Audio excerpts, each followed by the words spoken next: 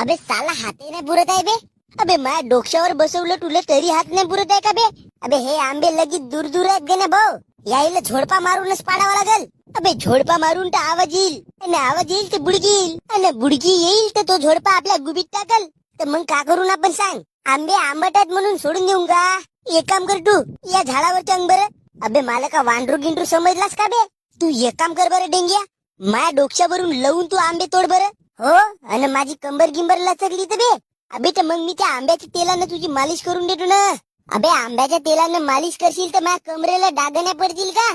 मी का म्हणतो डेंग्या तू आंबे सोडलास का. नाही ना काऊन बे. मग हे माझ्या डोक्यावरचे जे 2 आंबे आहेत ते खावत बे. अबे भोसडीच्या ते माझे आंबे होत बे. ते यायलेच कापून टाकून ना तोडावाची गरजच नाही पडत. चांगला हिरोटी मीठ दिला रेमसवून आणि मस्त खल्लारला जीबवरी. मी घरी जातो बे गण्या भाऊ.